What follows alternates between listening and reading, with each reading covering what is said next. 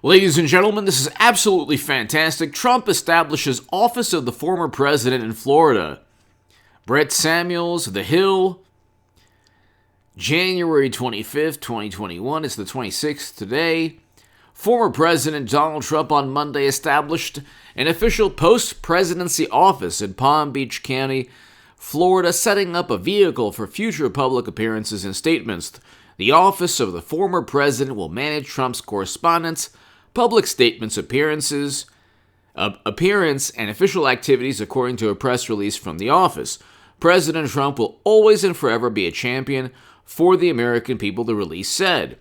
The title of the office could fuel speculation that Trump may not run. Well, that makes no sense. I should say may run for president again in 2024, something he and his advisors have not definitely weighed in on. Word is that he's going to run again. Trump has been publicly silent since leaving the White House last week for his Mar-a-Lago estate in Palm Beach. He has been banned from Twitter, which will be the demise of Twitter, and suspended from other major social media platforms because, well, we know why. In the wake of the impeachment isn't going well. I'll explain in a second. The president briefly spoke to a Washington Examiner reporter at his golf club a few days after leaving office, though he did not make extensive comments about his future plans. Trump is expected to reside in Florida, and he's surrounded by a handful of loyal aides. Allies have said Trump is eyeing supporting primary challenges against Republicans who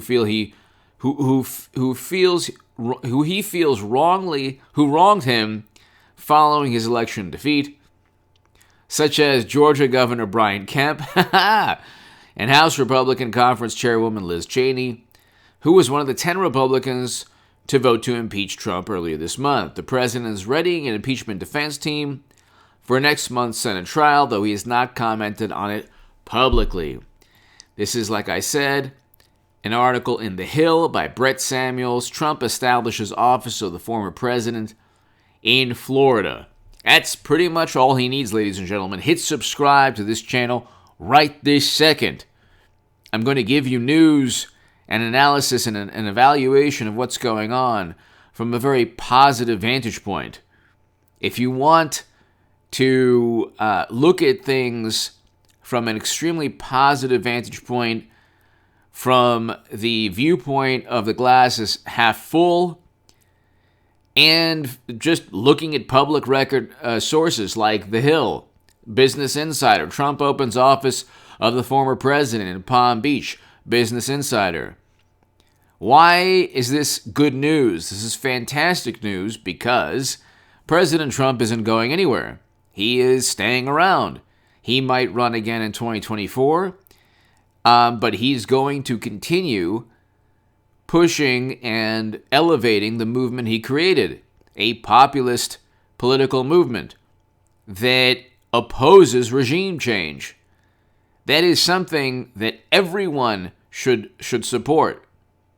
That is something that you would think Democrats would also support. Unfortunately, the Lincoln Project, yes, the Bush, Cheney, and Rumsfeld people who sold the most horrendous, they sold never-ending counterinsurgency conflicts and wars to the country. So President Trump opposed them. He did a lot of great things during his presidency. Now, there were missteps.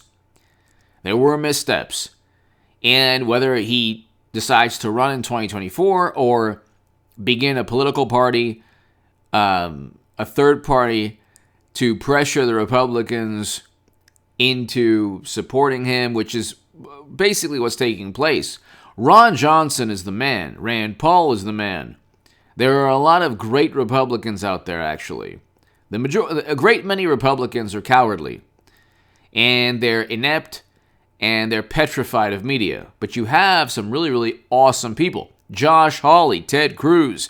These are awesome, wonderful senators. I mean, let's put it this way. They should be on a media offensive right now explaining why they defended President Trump. There are reasons why they defended the president. So you look at Biden's administration, they have no legislative mandate. They have no, Democrats have zero policies that the far left wants and zero policies that conservatives or Trump supporters want. I mean, generally, they don't have policies that Trump supporters find exhilarating, and they definitely don't have policies that the left finds, energizing or exhilarating. You can look. Biden does not want Medicare for all. He does not want Green New Deal legislation. He does not want universal basic income. Tell me what he wants that the far left wants. Now, the mentality, the rebuttal is, well, he's governing from the center. That should really, that's something Trump supporters should want. Well, you look at what he's doing, and he's parroting, and he's trying to piggyback on Make America Great Again by saying, buy American. When Trump says it, it's xenophobic and horrible and just, he's a monster. He's the orange monster. When Biden says it, suddenly it's okay. How is that not nationalism?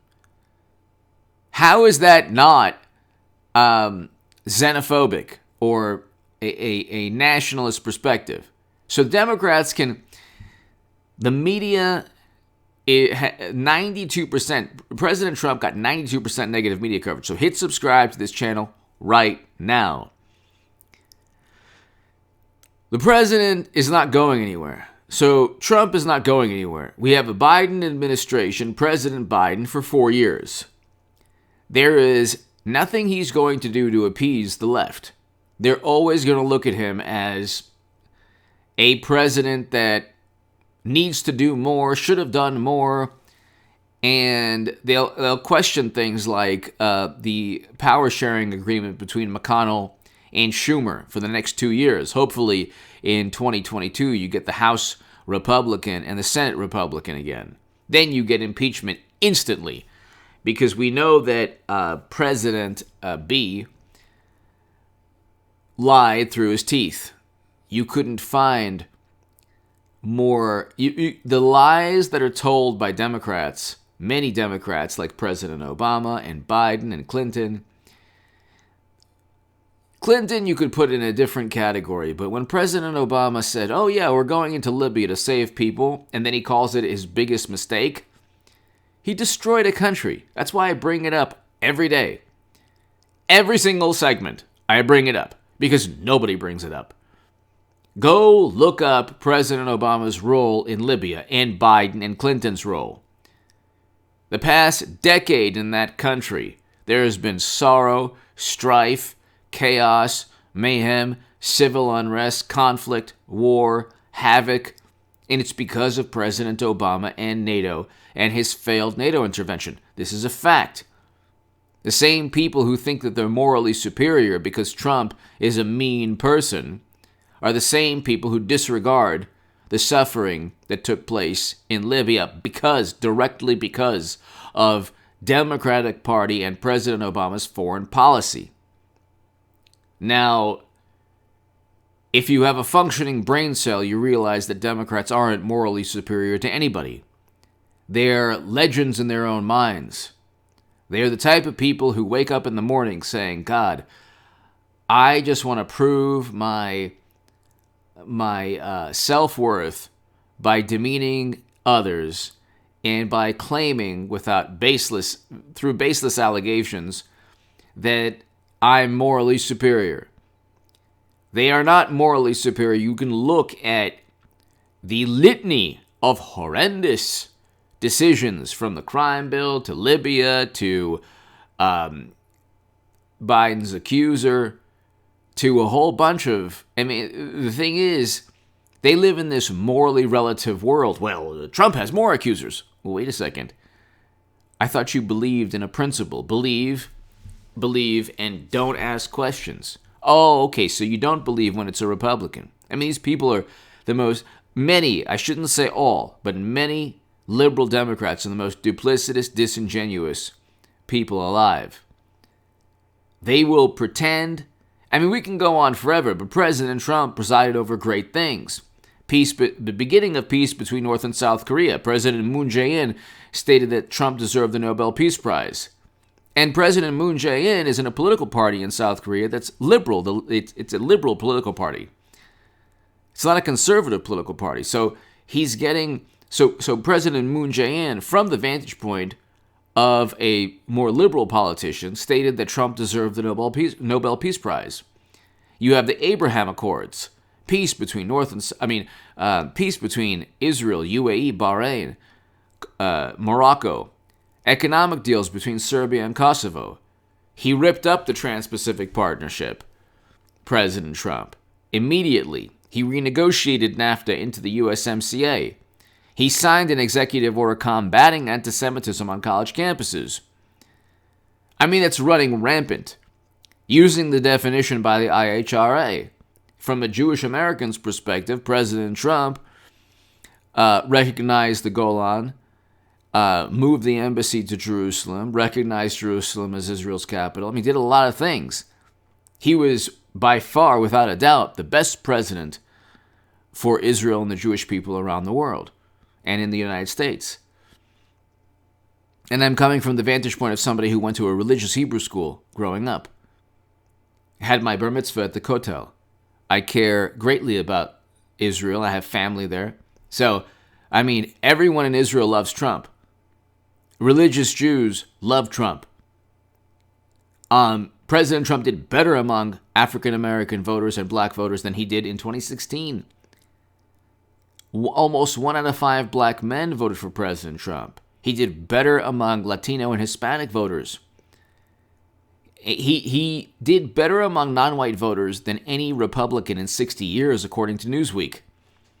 And if the rebuttal is, there's a rebuttal out there that says, well, no, Bush did better. Yeah, Bush in 2004, there are reasons why he won that have nothing to do with Bush himself. And the Bush, Cheney, and Rumsfeld years were the worst. George W. Bush was the worst president we've ever had, by far. President Trump was one of our great presidents. Now, in terms of achievements, that's a fact. Were there missteps? Of course there were missteps. Of course there were missteps. You know, I can go through the missteps. And I have the past couple weeks. Which could be why I've lost subs, but, I mean, you have to address the missteps. Like, he didn't have to insult certain people. He didn't have to do that. And if he starts a new political party or if he comes back in 2024, I mean, he's still present. He will shape the Republican Party forever. There will never again be a Jeb Bush or Mitt Romney or Ben Sasse type of Republican. That is boring. Boring. You might as well vote for Biden. There is no major difference between Mitt Romney and Biden. That's why I've been told by many apoplectic liberals yelling at me, I'd rather have Mitt Romney. And in my head, I'm like, yeah, that's why I voted for Trump. Because you'd rather have Mitt Romney. Mitt Romney and Biden will engage in failed NATO interventions. Trump won't. Trump is the first president in decades never to start a war, or that didn't start a new war. Again, the hierarchy of importance, like, generally, many liberal Democrats don't care about failed NATO interventions or failed regime changes or funding insurgencies and rebels within another country. They don't care. That's just okay with them as long as they can kind of do some things here and there regarding climate change, because that's, you know, very important. You have to address climate change, you know. And so Green New Deal legislation, nah. They're not gonna implement that. Medicare for all, nah. Universal basic income, no way. But you have the Lincoln Project people, the same people who pushed and sold the horrendous quagmires that we've been in for 20 years, are now firmly embedded within the Democratic Party. Kind of makes you wonder why these wonderful, morally superior liberals overlook that fact. How do you claim to have opposed the Bush, Cheney, and Rumsfeld years and still vote Democrat when you know the Lincoln Project people are firmly embedded within the Democratic Party. They're advising Biden on foreign policy. The neoconservatives of 20 years ago are advising Biden on foreign policy. How do you reconcile that if you're a Democrat that claims to have opposed Bush 20 years back? But again, there are a great many people who are disingenuous, duplicitous, and care only about political influence. But, I mean, in defense of Jimmy Dore, and God bless him, what is he doing that's wrong? Jimmy Dore is like a hero. I'm not on the left. That's not my fight. I'm not on the left. But I can tell you, anyone who disparages Jimmy Dore is losing sight of the overall picture. Democrats have the House, they have the Senate, they have the executive, so why can't you implement Medicare for all? Oh, that's right, it's a giant grift. Oh, that's right, it's an entire racket. That's right. You know where the money comes from? Because, people disparage me, they disparage anyone who has a conservative vantage point on certain things or who supports President Trump. They say, oh, it's a grift. It's not a grift. The real money is despising Trump and yelling Medicare for all, and then pushing back against, then insulting anyone who actually forces the Democratic Party to have a floor vote in the House. Why doesn't AOC and Bernie Sanders, why don't they want Medicare for all? They have the House, the Senate, and the presidency. What more do you need? You don't need the Supreme Court. You have Congress and the presidency. What more do you need to implement Medicare for all? So they're all hypocrites. The Democrats don't want these things, but they utilize AOC and Bernie to funnel votes back into the Democratic Party. It's a giant racket. It's a giant racket. Anybody who tries to call them on their bluff is vilified. That's the way Democrats work. But ladies and gentlemen, President Trump is relevant. He is present. He has an office he has an office of the former president in Florida. He can run again. He can start a third party. The sky's the limit. The future is bright. But you have to make it bright. And, through peaceful and legal and strategic means. And I think President Trump is going to be very, very active in the next 4 years. Give me your thoughts below. Hit subscribe right